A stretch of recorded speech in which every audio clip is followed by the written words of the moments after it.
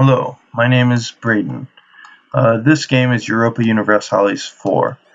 It's quite complicated, and I'm only going to be able to cover some minor details about it, like how to move your troops around, some different things they can do, how to accept peace, how to send a demand for peace, things like that. So let's get into it. I'm currently at war with Morocco and Grenada.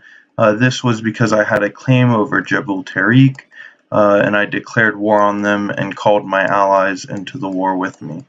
My allies are Telmencia and Tunis, and I can ask for an alliance through the Alliance Actions tab. I also have a vassal, which is Navarra, which I can handle through the Influence Action tabs. Relations allows me to improve my relations or send an insult, thereby decreasing how good they are. Dynastic allows me to bring a royal marriage, but only if they're the same religion and they're a monarchy. Covert actions allows me to fabricate a claim, which is how I got that claim on Jebel Tariq in order to declare war on Grenada. It can also cause rebellions and stuff like that. Economic actions allows us to send gifts, which can be really helpful for improving relations with a country. Like I sent a gift to Navarra before I asked them to become my vassal. Access actions. You can get access through another nation if you need to, if they're willing to give it to you. Like I could ask Mizab for some access. Sorry, I dropped something. So the war at hand at the moment will probably take some time, so I'm going to go ahead and unpause my game while I continue talking. So some tabs in here. The court allows you to see your king and your advisors. I don't normally keep advisors because it costs ducats, which is your form of currency in this game. Your government. This allows you to see your accepted cultures, the cultures that are in your nation that aren't accepted, and your current government rank. Diplomacy, which is what I've been using for interacting with other nations, allows you to click on other nations. I'm going to pause real quick. That alert was telling me that I've taken the capital of Grenada, which is quite nice because now they might accept peace with me. So if I continue on, that's diplomacy. Here's economy. We can do things like raising war taxes in here, decreasing our inflation, or getting a loan, as well as monitoring how much we're spending on different things in our nation. Trade. I currently am using Sevilla and Tunis as my trade networks and issuing an embargo, which is an economic action like I was talking about before, on Aragon. Economic actions can be used both to help and to hurt other nations. Aragon is my rival over here, so I'm attempting to hurt them. So if I continue on down this, sorry, I didn't mean to close out of that. Next, we have our technology. Technology is nice because it allows you to improve different aspects of your nation. Ideas are nice because after you get to a certain point in technology, you're granted the ability to do ideas. Missions, basically, they're missions for your country to fill out, and once you're done with them, you get some good rewards. Decisions. Decisions are similar to missions, and also grant rewards if you meet certain criteria. Stability helps with affecting whether or not you have any rebels or revolts in your country. Currently, I don't have any, and my unrest is pretty low. Religion. Religion, you cannot convert as a Christian religion to another religion, and you have to have a certain amount of money in order to be the defender of your faith. And I have no provinces currently to convert to my religion, because all of my provinces are currently Catholic.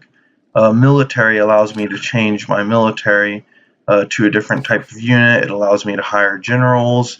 If you make your king or your heir a general, then it costs nothing. Subject nations are a certain amount of power, or grant you some more power, as they basically work as part of your country, but you don't have to control them. And then estates. Estates can sometimes be hectic because they can take control of your thing, but they can be beneficial too because they'll cause certain events to happen. So I might be able to sue them for peace and get some territory out here just to show you. So they're not willing to accept this piece if I take that piece of land down there. But instead I'll just take some ducats. There we go. And I'll send a demand real quick just to show you. That is how you sue for peace. You ask them, you give them a certain deal, and then depending on whether or not they're willing to accept that,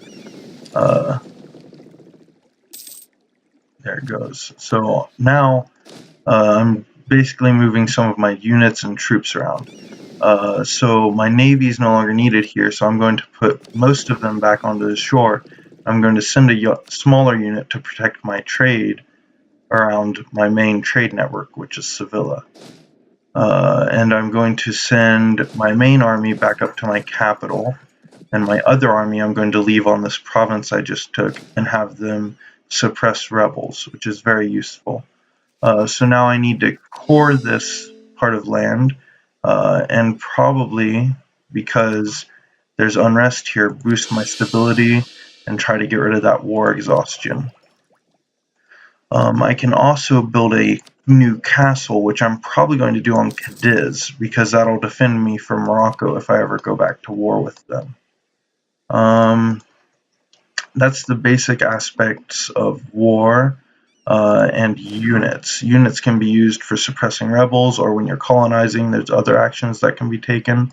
But mainly if you're just playing in Europe, there's not a lot of colonization, and there's a lot of limitations as to what you can do with units. This is a basic run-through of how to play. Manpower is the different as how many soldiers you can put in land units. Sailors is how many soldiers you can put into your sea units. The production interface allows you to do different things like adding more land units. Mercenary relies on coin rather than on manpower.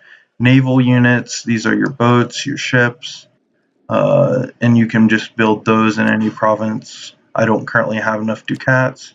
I'm currently working on making this state a core. After it's a core, I could work on changing its religion from Sunni to Catholic, which is the current religion of Castile. Local autonomy, there's a lot of autonomy in the province I've just taken, which I can decrease over time. The cultural conversion, so the yellow cultures are ones that are accepted but aren't accepted but are still part of the same culture group, so they aren't a problem.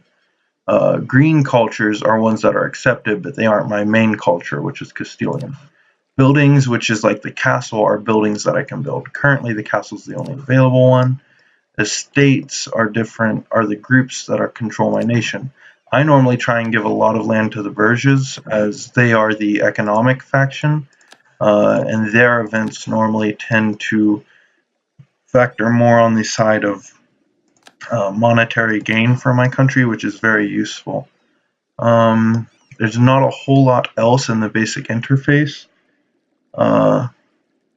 This is up here is where you control time. You can decrease how fast it's moving, increase how fast it's moving, pause it, leave it unpaused. This over here shows you what all actions you're currently taking, where your troops are currently stationed at, your current trade network, and your diplomats. So I'm going to go ahead and withdraw that. Down here, the Holy Roman Empire is only really important if you're playing as a member, and the papacy is important for Catholics,